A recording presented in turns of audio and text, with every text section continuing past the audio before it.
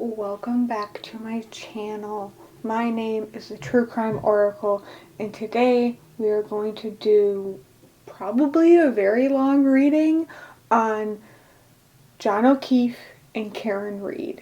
Now, let me just break this case down for you really quickly and then explain why I am going to read on both John and Karen. So, let's start with John. John is our murder victim in this case. He is a Boston police officer who was found dead on another Boston police officer's lawn on January 29th, 2022. This is a very modern case. This is not like some old cold case. This is something that's happening right now in our lives, and it's probably the reason why it's so controversial as a case. But he was found dead in the snow in the middle of a blizzard on this front lawn, and the question is, how did he get there? Now, the case, as it has progressed over the last 2 years, immediately honed in on his girlfriend, Karen Reed, who had dropped him off the night before at this house where there was a party going on. Now, that is very crucial to this entire case and story, is what happened at that party. Because if you believe the Commonwealth of Massachusetts in this case, then you believe that it was just a harmless party. Nothing happened. Some people, some friends and family were together for a birthday party, and everybody was just hanging out on a snowy night, and everybody left.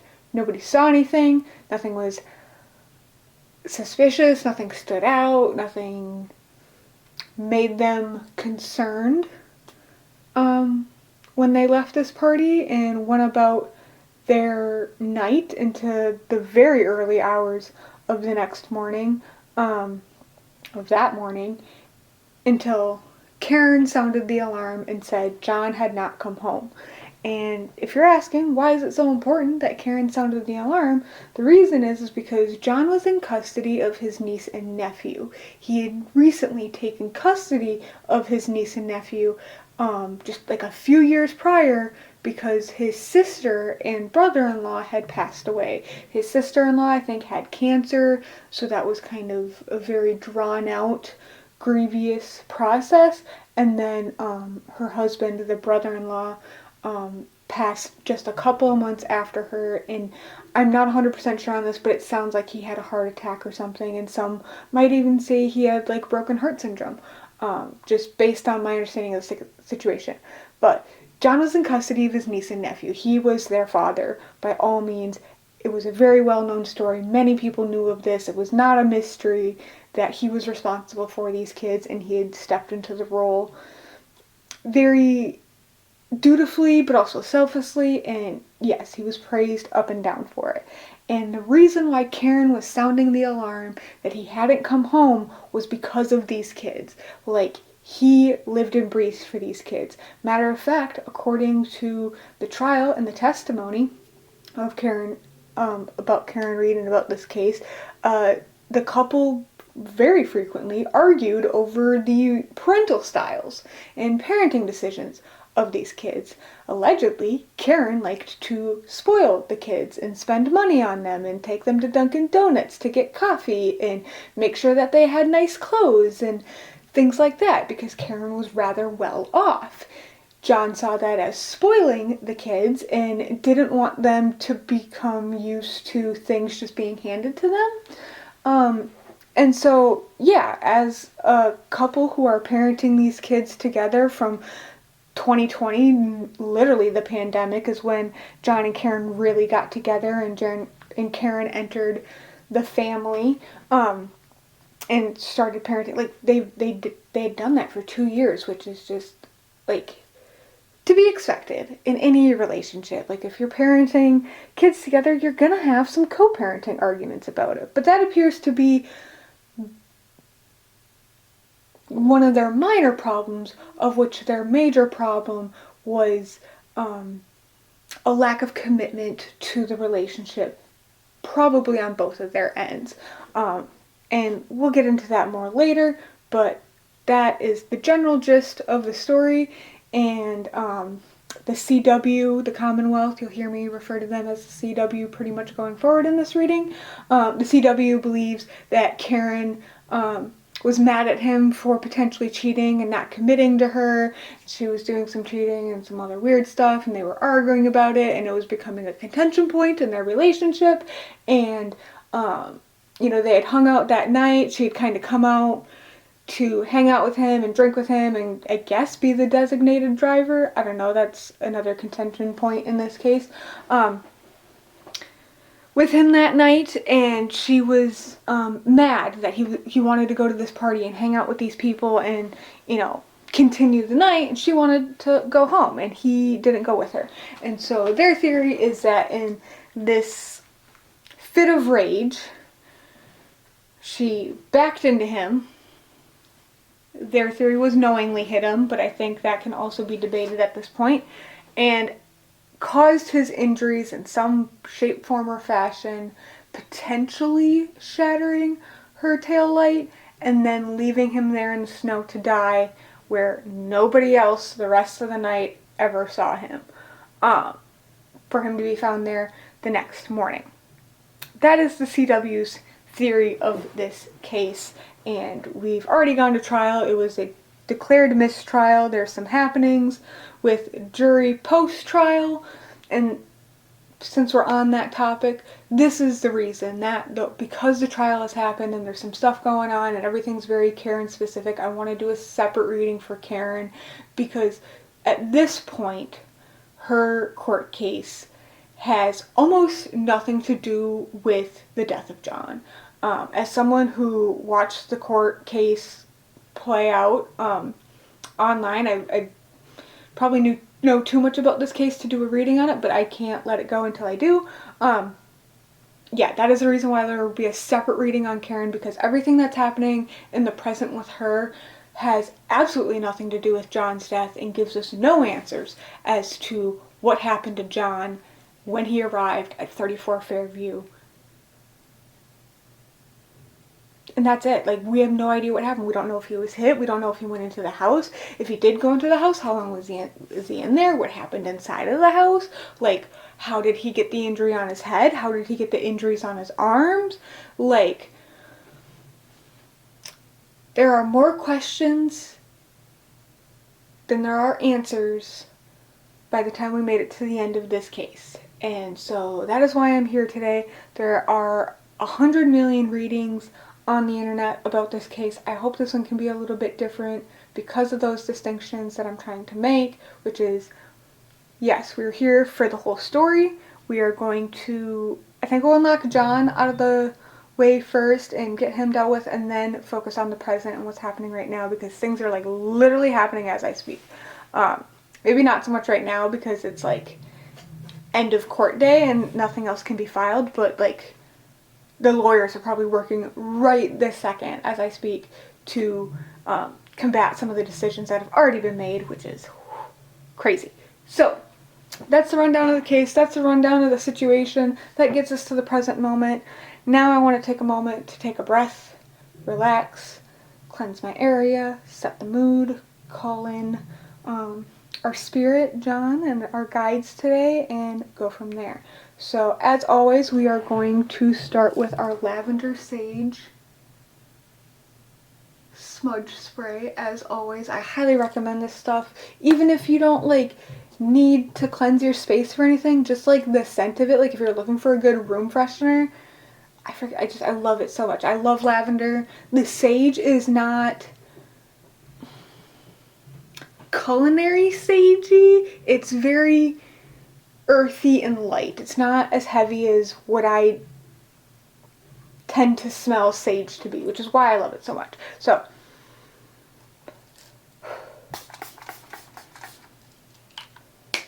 take a couple of deep breaths.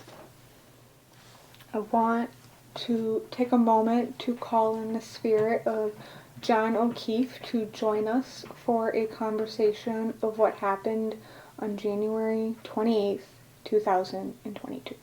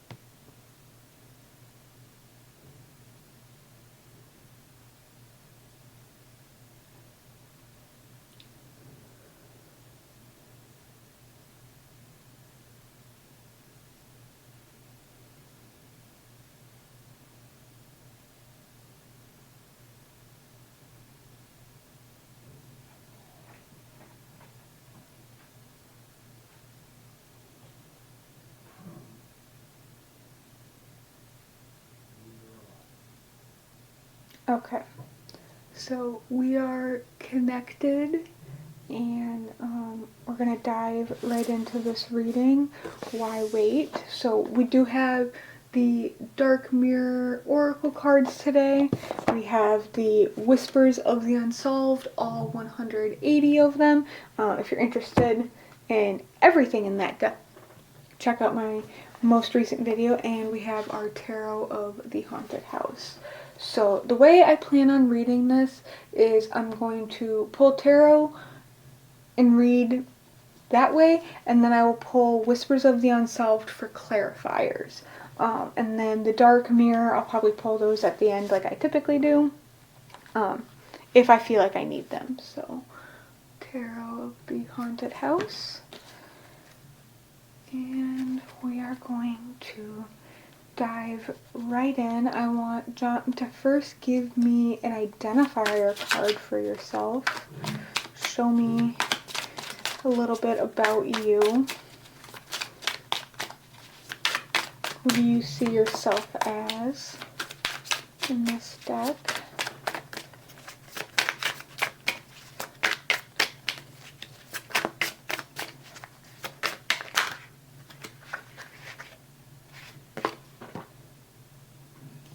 So we got the Seven of Swords in reverse.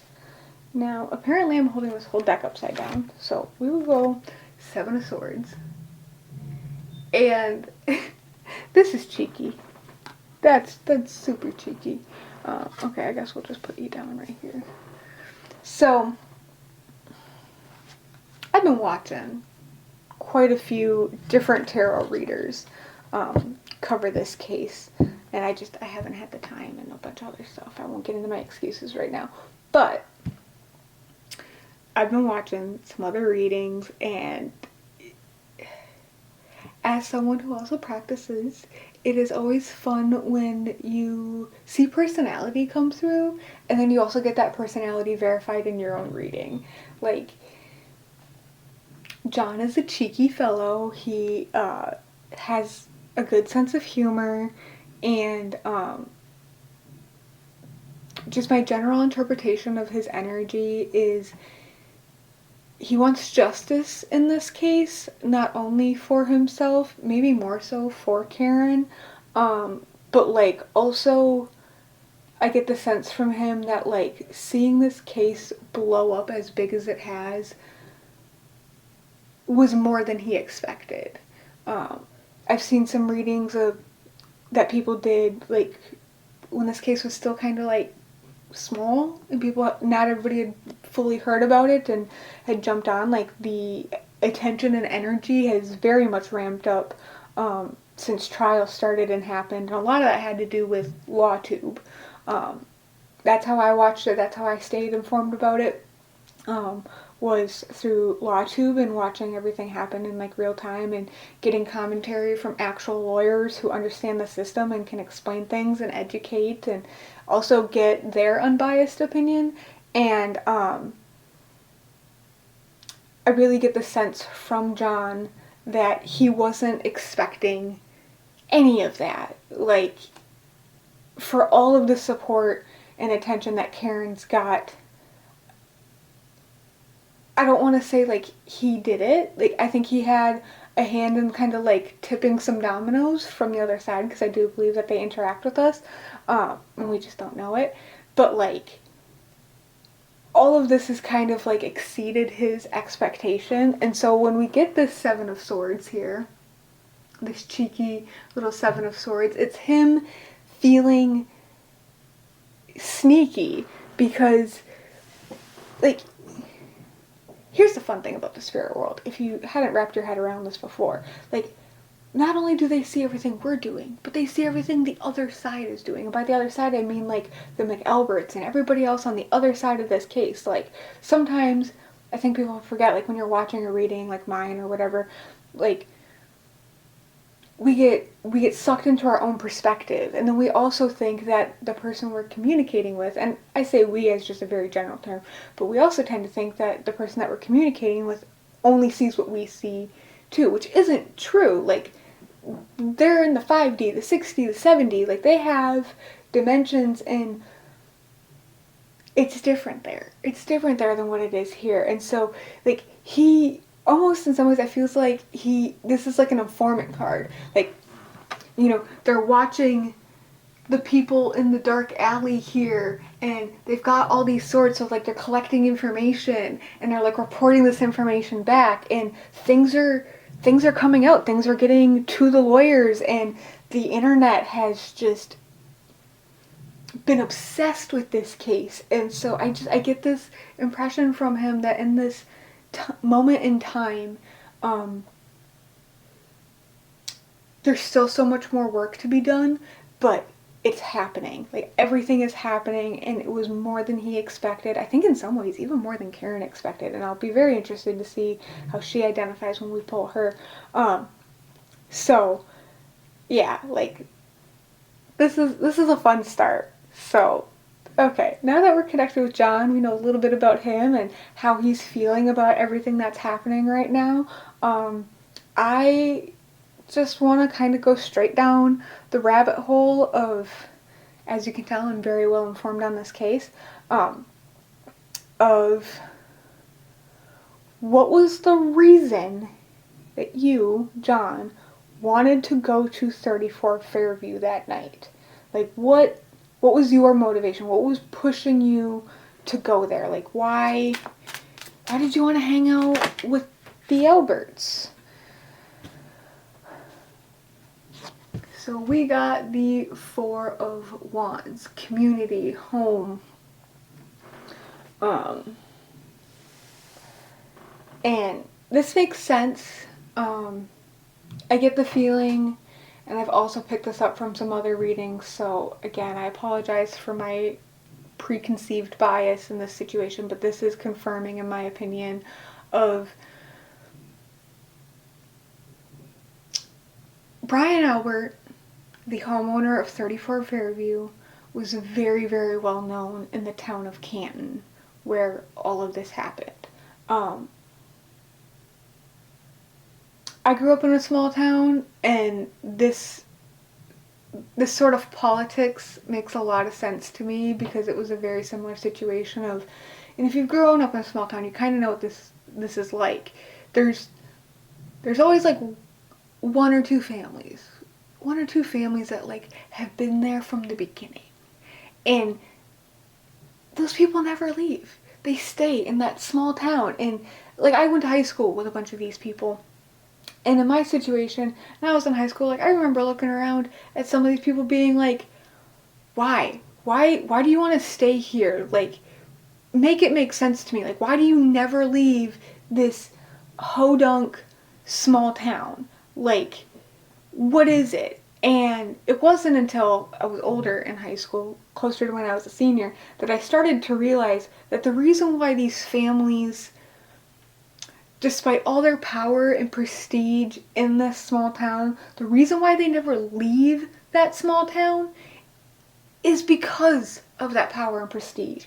And I think in John's case, while he was from around the area and he worked in Boston and everything, like, there was no way to not know who the Alberts were and who everybody related to the Alberts were, because everybody always tells you, I'm related to so-and-so. I had it happen so many times when I was in school where, like, it was like a power play of, like, I'm related to this person, or I know this person. When you say I know them, it's not like, oh yeah, they're like a mere acquaintance, we like said hi to each other once in a Walmart. No, it's always, I know this person. I can go to this person and be like, hey, I need you to do me this favor, and that person's gonna give you a favor. You know why? Because it gives them power and prestige.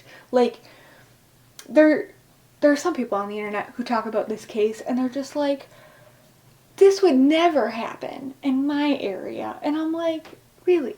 Never? You've never come across a police department where everybody knows each other and they favor the people they know and they like, and they just throw the book at anybody they deem a menace to society, even if they themselves are the menace? Like, they've never encountered it. They've just had this perfectly beautiful life where bad people in power, like, did bad things. Like, it's just absolutely crazy. So, again, back to this card because I'm getting a little sidetracked here. The Alberts were well known in Canton. Brian Albert, homeowner, worked for the Boston Police Department. He was like some sort of like leader of like a specific squad and unit in Boston. And I'm from a small town. Like we have quite a few departments in our police precinct. I can only imagine how many are in Boston, how many people work there. So, like, you don't always, just because you work in the same place doesn't necessarily mean you cross paths. But Brian and John did cross paths in Canton, and John thought it would be a good idea to build a relationship with Brian. This gives the impression that he wanted to build his community in Canton, but also like he wanted to be almost like inducted. He almost wanted to be like inducted into their little cult. Can I get a clarifier? Did you, and we'll go top half of this deck. Did you know this is how bad they were? Or social media? Rumors. You'd heard rumors. Were you working undercover? Was this like undercover side quest, unsanctioned? You were just looking to get information on something in a stealthy manner? Was this your own just sort of like curiosity? What? Or were you just kind of naive? Like, what was going on here? Tell me. Were you undercover? Were you being naive? What happened? Ooh. Below ground level. Undercover. See, this is the things that I've been wondering about since I started following the case, and the more you learn about Brian Albert, Brian Higgins, Jen McCabe, Matt McCabe, like the whole goddamn family, the more you learn, the more you're like kind of side-eyeing it a little bit, being like, what is going on over here? Because these people aren't great at lying and acting, but they have a cohesive lie. And by that I mean everybody's on the same page for the most part. Some people know more information than others, but it's too rehearsed. It's very mob-like. Yep, and as I'm sitting here talking about lies, we've got the moon.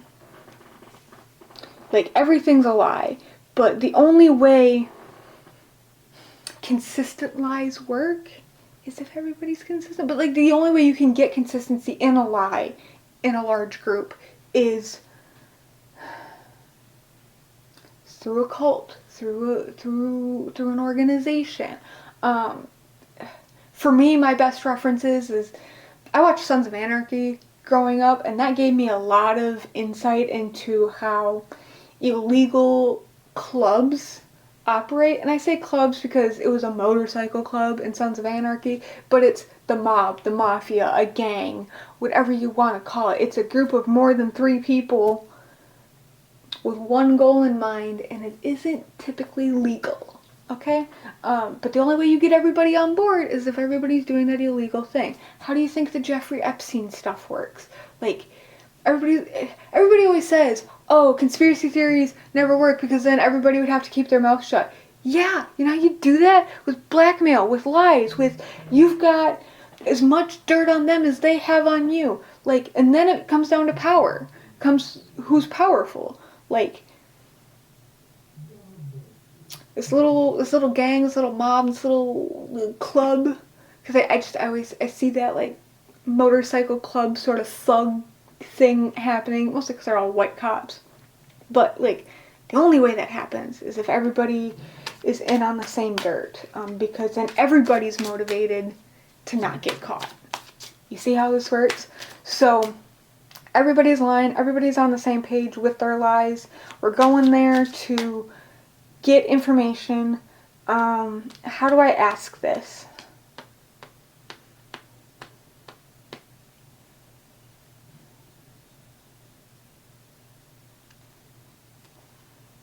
Were you...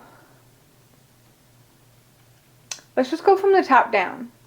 Were you there to get information on Brian Albert? Were you there to get information on Brian Albert?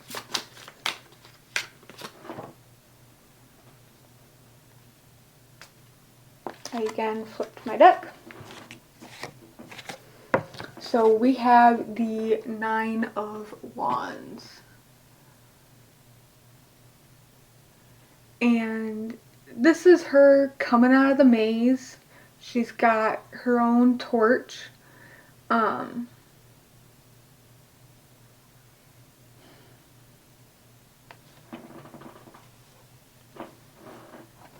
curious. I want to see what this says. 9 of Wands, the escape. Raven moves through a maze successfully, breaking barriers, fortitude, tenacity, bravery, experience. The escape. Raven moves through the maze successfully. So this feels like yes, but I feel like the answer to all these questions that I wanted to ask were going to be yes. But this feels like John was working on something. John was putting something together, and you always start at the bottom. It's always the new guy, the bottom rung that gets caught first. And then you sit and pay attention to that guy, and then you see who he reports to. And then you pay attention to that guy, and you see who he reports to. And you pay attention to that guy, and you see who he reports to. And slowly but surely you get to the top.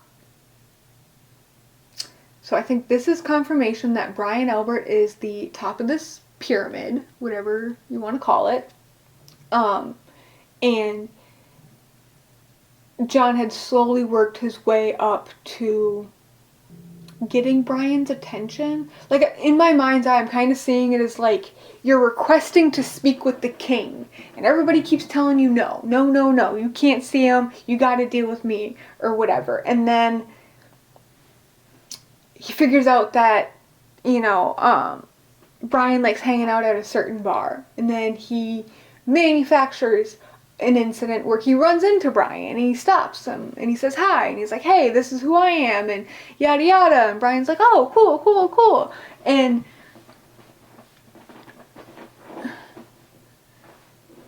I get the impression that, like, so they, like, start, like, this very casual acquaintanceship, where it's like, okay, now he knows my face, he knows my name, maybe he's gonna go back to work and ask some people about me, get his information, and then a couple weeks later, you run into him again. Or you get invited over to come hang out with them at the bar for a little bit. So you do that. And then things happen, and you finally find a way to snag yourself an invite to the house. The house where you may think there might be some evidence that might be incriminating. Because if you can see that with your own 2 eyes, you can take that back to your job, your superiors, whoever, and be like, hey, crazy situation, I totally accidentally ended up over at this person's house, and you won't believe what I saw, we should go get a warrant for that place. Things like that. But you have to be so inconspicuous about it, like they can't be on to you. So he gets through all of these barriers, he finally gets like a meeting with the king, finally gets to sit down with him, maybe have a little bit of privacy. And then what? What happens once you're at the house? Did you see something? Did someone say something to you? Did they tell you they were on to you? Is this when the fight broke out?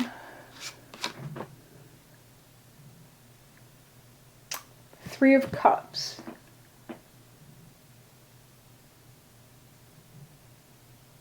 So we come in, so we land the invite, we get to the house, we come in, everybody's talking, everybody's gossiping, but they're talking about you. Because this is like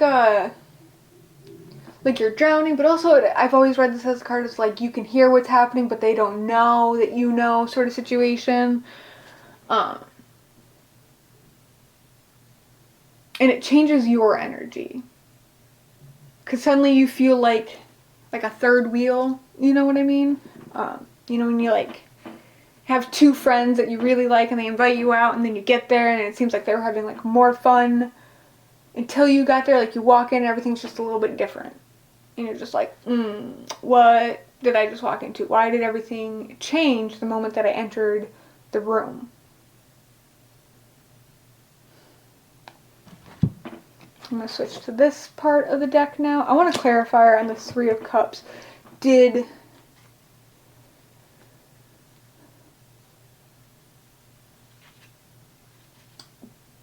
Were they onto you? Was this an ambush? Were they onto you? Was this an ambush? Did they intentionally... Corruption. Yeah. I'm reading this very specifically as either they were talking about something and you walked in and you weren't supposed to hear it, or they knew that you knew that they were corrupt. Can I get a confirmation on that?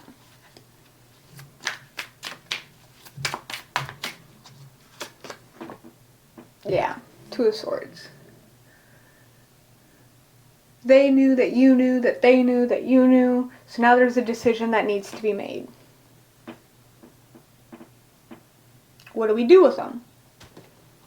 What do we do with John? What?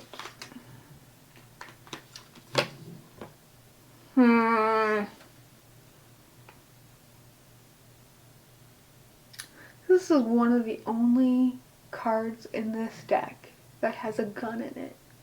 And now, I'm not here to say that John was killed with a gun, because he wasn't, but you know what it does imply? It implies someone may have wanted him to go away.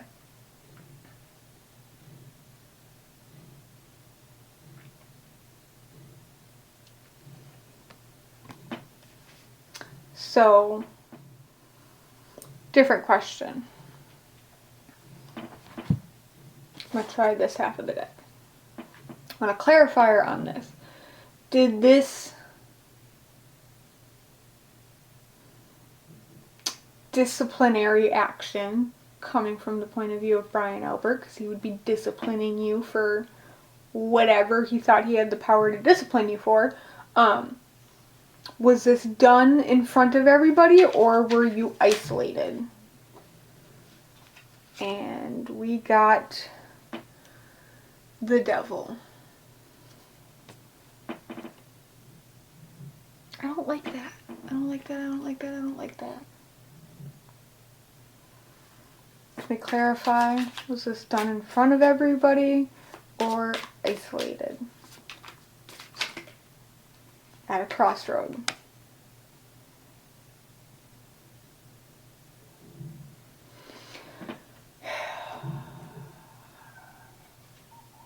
A deal with the devil was made. I don't like this. Because the imagery I'm being given is that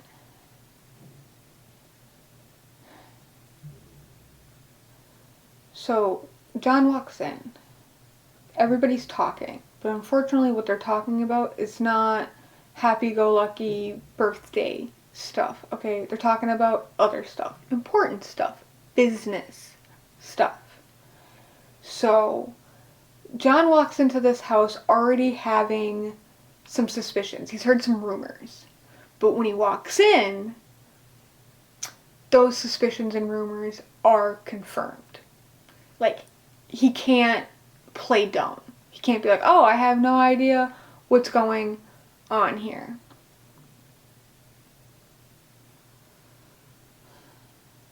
There's no denying what's going on there. Like, even if he wanted to, he couldn't play dumb. So, what do? When it's you against the entire room? You get on your knees and you plead for your life. You make a deal with the devil.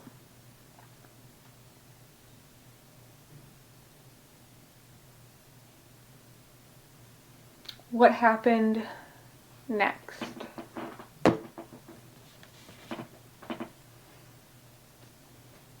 You're caught, you're busted, I guess. Not really of your own volition, but you're busted, you're caught. What happens next?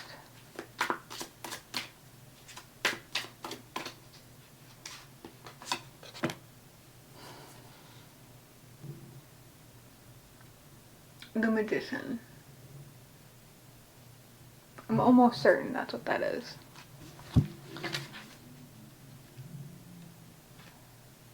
Number 1, the magician. The butler holds the key. He is the trickster of the house.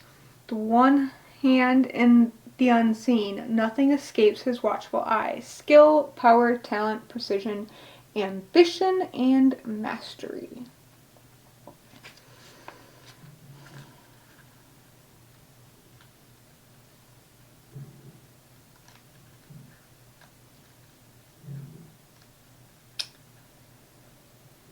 Okay.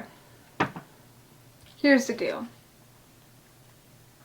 I don't want to say I know what happened, but allegedly, for entertainment purposes only, and in my opinion, what happened was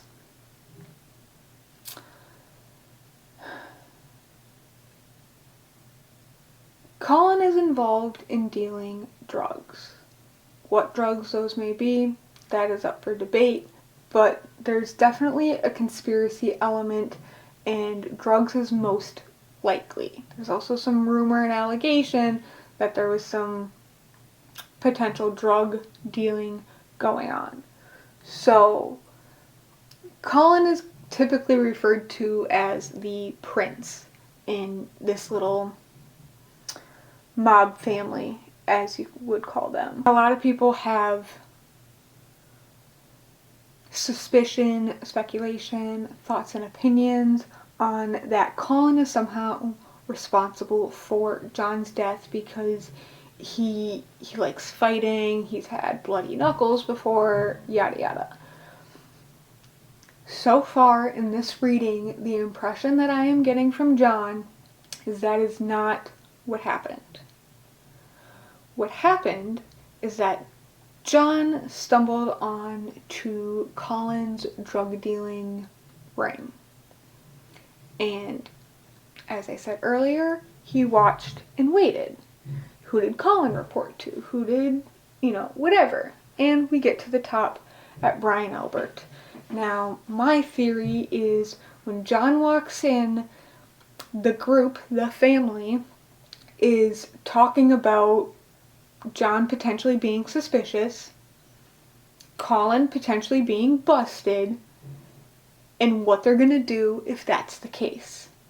I would even go so far as to say they weren't even expecting him to walk into the house. Like, I get the impression that he just opened the door and came in because everybody kind of made it seem and feel like he just walked right in and he didn't knock. And that's why everybody was caught off guard. And that's why they're like, we're left with this decision because nobody was able to hush their whispered voices or anything like that. And Brian Albert was left with the problem of cleaning up and making the mess that Colin had created go away, otherwise he was going down too. The problem with all this is it meant they were taking the life of a Boston police officer. Now, a lot of people have speculated maybe whatever happened in that house wasn't that nefarious and it was an accident. Like, a drunken scuffle turned into a brawl and John fell backwards and hit his head.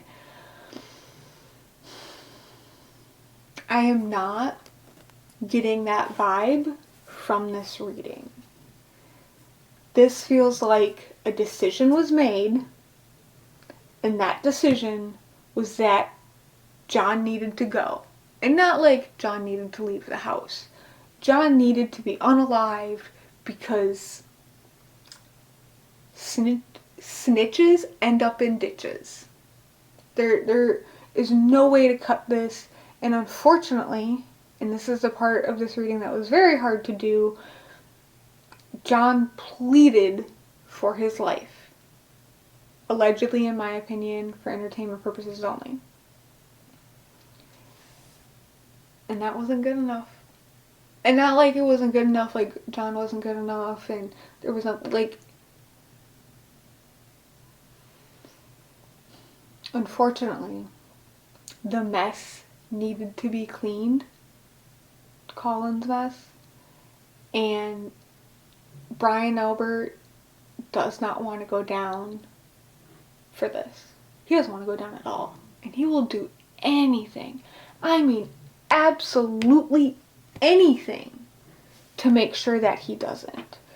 And the next phase of all this, which I'm not going to read on tonight, because at this point it's a little bit irrelevant, is, and a lot of people talk about this too, why did they decide to put John on the front lawn? Wouldn't that, like, make them immediately complicit? And you know what? That is a great freaking question. Except for the fact that they put John on their front lawn. And you know who wasn't immediately investigated for John's death? Them. It's almost. Like, they knew someone who worked on the Canton Police Department. Maybe Brian's over Kevin. Huh. Shocker. And maybe when Canton PD recused themselves, they also knew someone on the Massachusetts State Police Department. A homicide investigating detective. Michael Proctor. What a shocker. It's like they knew. All they had to do was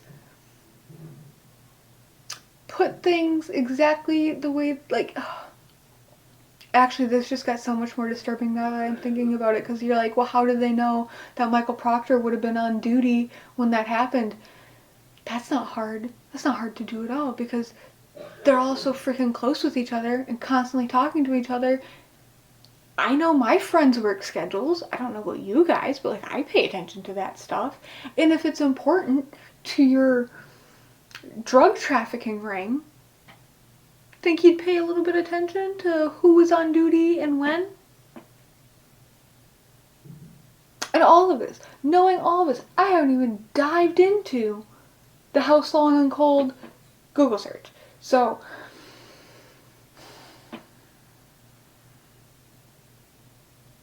there's a reason why I've been obsessed with this case, and a lot of it has to do with every time I learn something new, it just makes me more angry. It makes me angry for John. It makes me angry for Karen. It makes me angry for the people who live in this town, because, like, this is the level of police service that they're being served, and it's disappointing. It's corrupt. It's so freaking corrupt. It's not even funny. So, that's where I'm going to end John for right now. I will do another reading at another time, specifically on, like, how he got to where he was found, and all that, but, like, I need a palate cleanser. This is a little bit more than I was expecting. That's, like, the understatement of this case. Expect everything to be more than what you were expecting. And on that note, let's dive into the Karen Reed current standing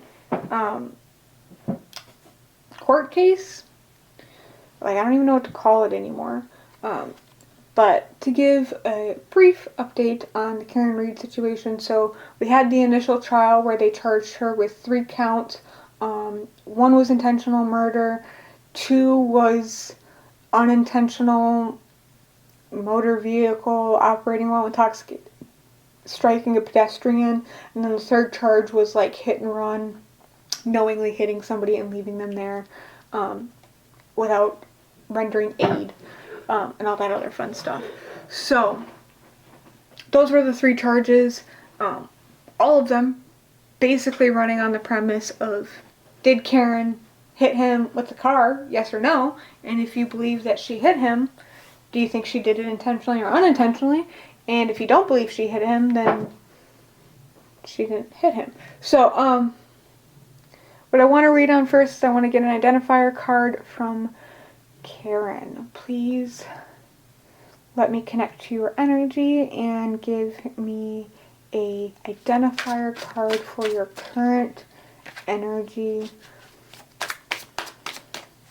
in this case. How are you feeling about this case right now?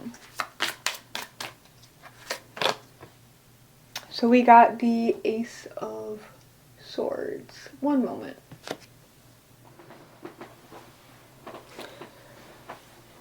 Just needed to do a quick battery change because I've been raw dogging it over here. I usually have my camera plugged in to power so I never have to worry about it, but since I've been doing these readings I haven't been doing that, so I gotta pay attention to that. But we're good. So, Karen's energy, we got the Ace of Swords.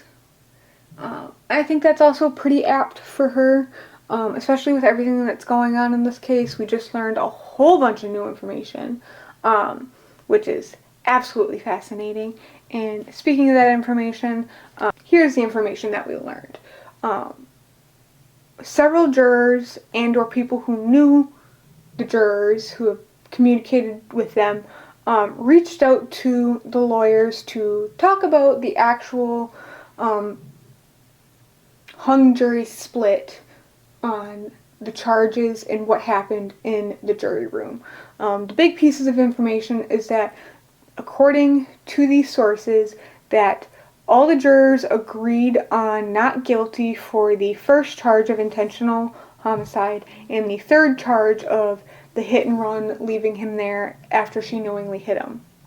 The hung charge, which they didn't agree on and could not come to a unanimous decision on whether or not she was guilty or innocent, was the operating while intoxicated, striking a pedestrian charge. And so there was some discourse on that charge.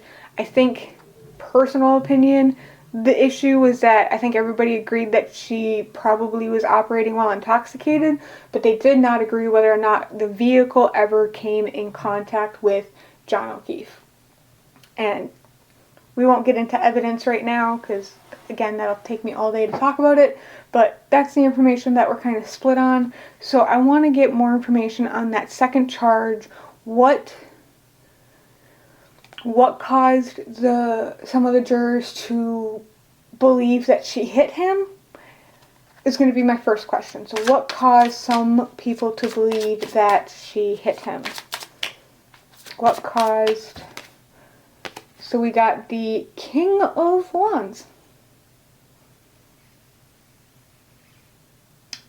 Interesting. What caused some of the jurors to believe that she did not hit him? We got 2 here.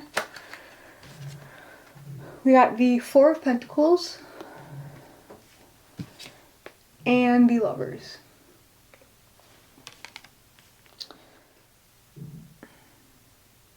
This is emotional. This isn't a logical, like... So the people who think that she unintentionally hit him think that she was angry, that she was drunk, and we have no idea what happened after she left. Which I'll agree, other than what I just did in my current reading, that we have no idea what happened after she left. And I argued this online, which is some people are going to get caught up on the fact that Karen is the only one admitting to being the last person seeing John alive. And some people are like, well, that's not what...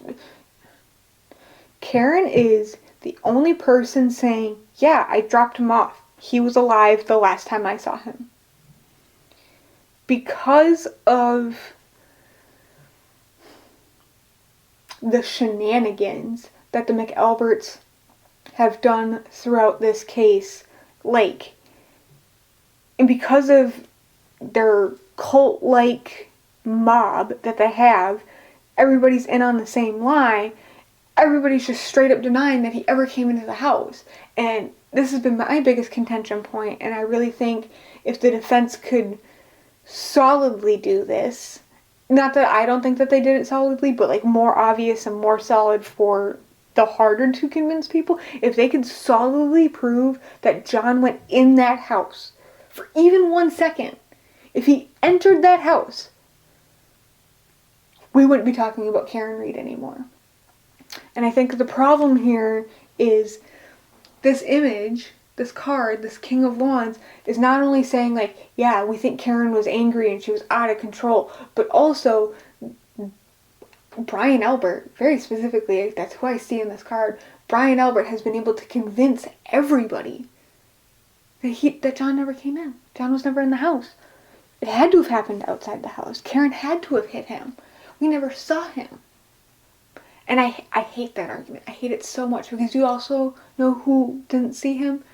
Anybody leaving the party. Not a single person leaving that house saw something on the lawn. And this isn't like a bumpy, hilly lawn where you're like, oh, it could have been anything. It is flat. Like, if you saw a bunny in the grass, you would be like, oh, look, there's a little bunny in the grass, because it would be impossible to miss. Okay? So, like, sorry, this case absolutely drives me crazy. So, if I'm a little heated, that's why. But the people who don't think that she hit him, first of all, they believe that she still loved him. And one of the things that the Commonwealth tried to use against her was some of these voicemails and text messages that she was sending him because she was very angry. And the people that believe her see her as someone who was mad at someone she loved. Not, I hate you and I want you to die. I also think that this Four of Pentacles is kind of, it's saying conservative. But in my brain, the way I'm reading this, and especially with this Lover's card, is just like me and many other people who watch this case online don't feel like the Commonwealth proved their case. Like, there's so much reasonable doubt about whether or not John's injuries came from the vehicle that alone, plus believing Karen, believing the relationship, and believing that she actually was not motivated to hurt him in any way, like these two things combined, like the Commonwealth not being, their case not being strong enough, and like believing Karen, they're just like, I can't say, I can't convict her of this.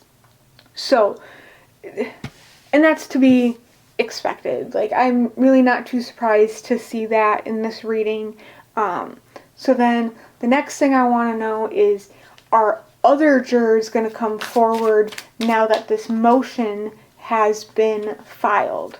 Are other jurors going to come forward now that this motion has been filed?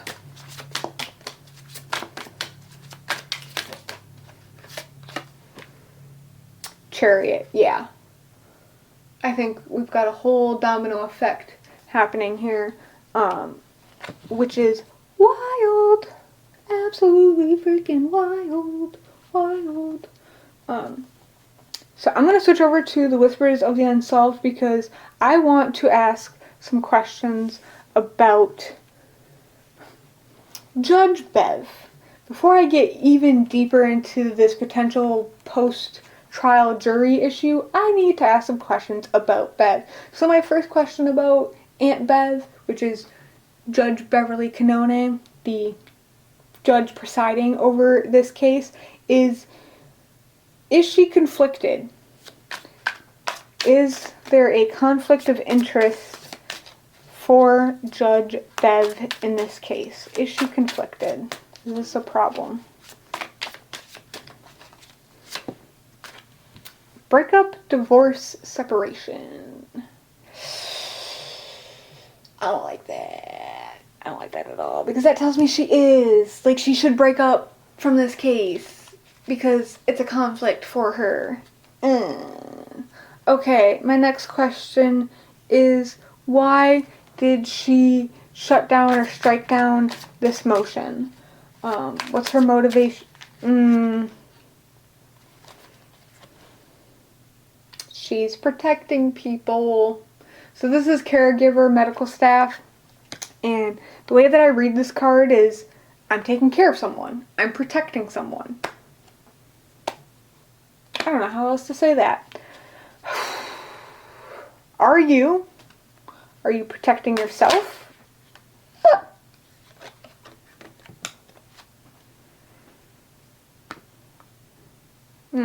Okay.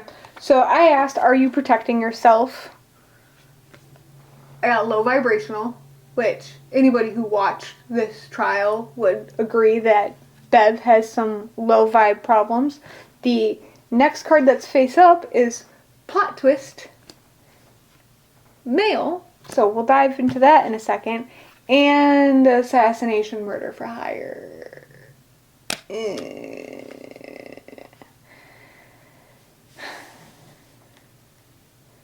So she is protecting herself because she's just one of those mean girls. But the reason isn't just for herself. Plot twist. It's for Brian Albert.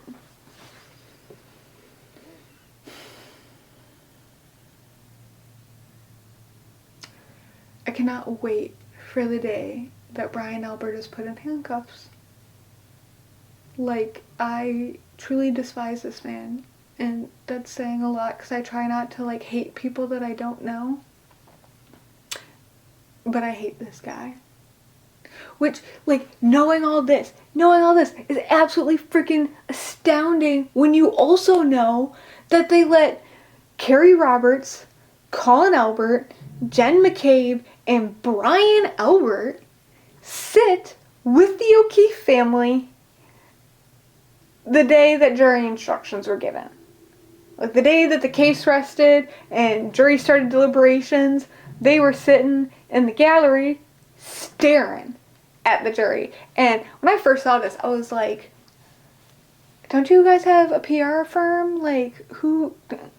They told you to do this? Like, fire them immediately.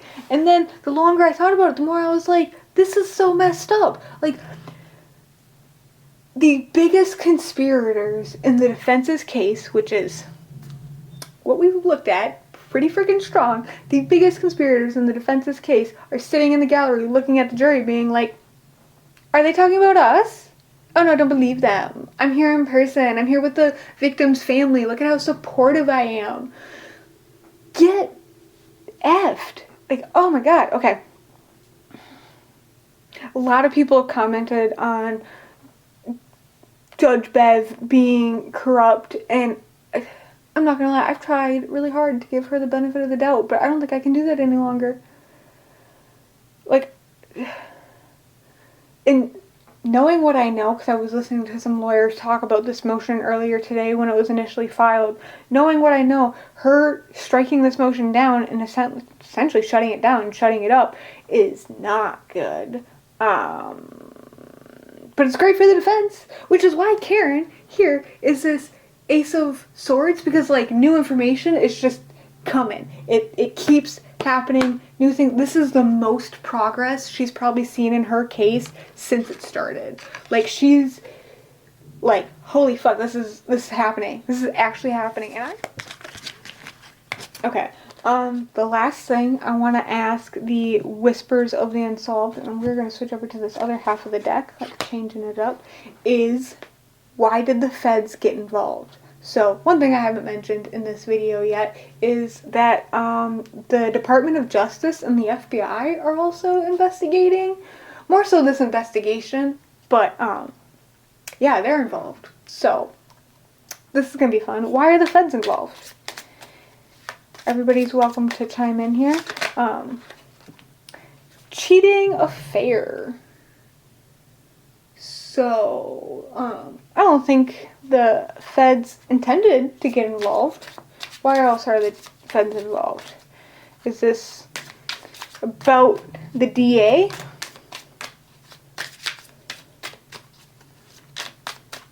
Is this about Morrissey?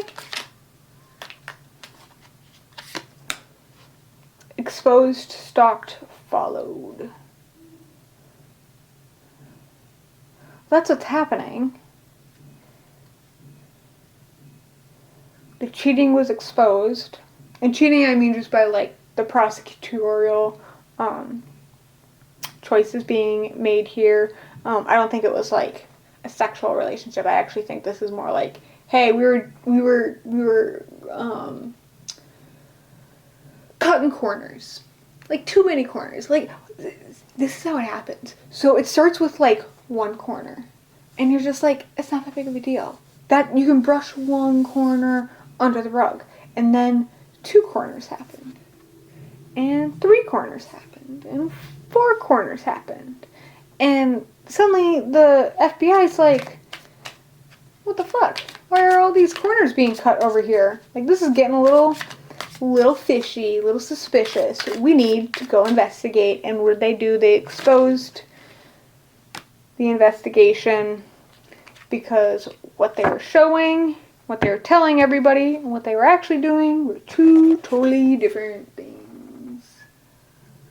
Wow, Desert Mirage. So that's why the feds are here, if anybody was wondering.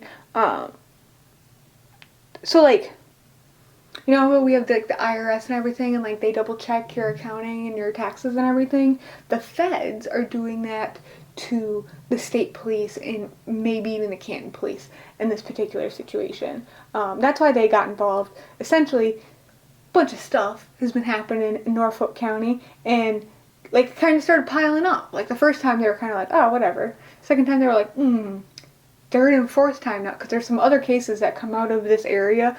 Sandra Birchmore is one. There's also, like, a Justin Poor, I think his name is.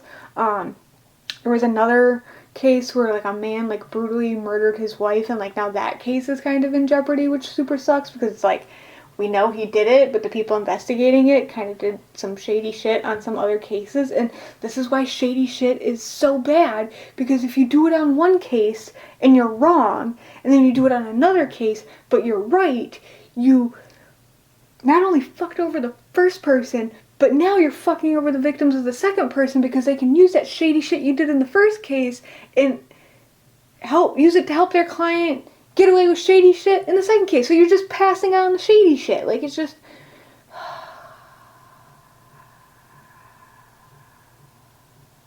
this place. That's why the feds are involved, is there was just a lot of suspicious stuff going on. Paperwork wasn't lining up, things like that, and they were like, hey, we gotta take a look at this. And then they did, and they were like, oh my god, this is, like, way worse than we thought it was. So... okay, I'm feeling a little bit better now. I got a couple of answers to some things that were really on my mind. There's a whole bunch more to know about this case. I might do another reading at some other time. I don't know, we'll kind of see how it goes. Like I said, I might do that reading further into what happened to John after the decision was made as to what was going to happen to him. But I don't think I'm going to learn anything there that we won't learn in real life, real time. And I'm actually much more fascinated about cold cases when it comes to doing tarot readings and whatnot, because, like, things that really don't get any answers and don't expect to get answers are the void I try to fill. And maybe even hopefully lead somebody in the right direction to fill that void.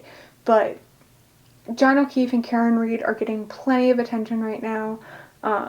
I need to do this reading for my own sake insanity and get my own answers. So I do want to thank John and Karen and their energy for joining me tonight. I do release them, so they are free to go and relax and rest. I'm sure we can all use it. But that's it for this reading. If you like readings like this, make sure to like, comment, and subscribe. If you have any suggestions of some cases that I should look into, please feel free to drop them in the comments. I think the next case I'm going to look at is going to be Sandra Birchmore, which happened like literally not even 10 miles away from this John O'Keefe case, and that happened like a year prior to his death. So like I said, there's some shady stuff happening up in that part of Norfolk County. So I want to take a look at that one. That one isn't as much of a mystery as some of the other cases that I would like to cover are. I'm definitely going to dive back into the Idaho 4 and the Brian Koberger, because now that more has come out about that situation, I have some questions, and I also think that is drug related. But yeah, so I have a couple of cases I'm kind of keeping an eye on, but I'm definitely open to some suggestions of some cold cases or ones that just there isn't a whole lot known about it. So thank you for that, and I hope you enjoyed, and we will see you again next time.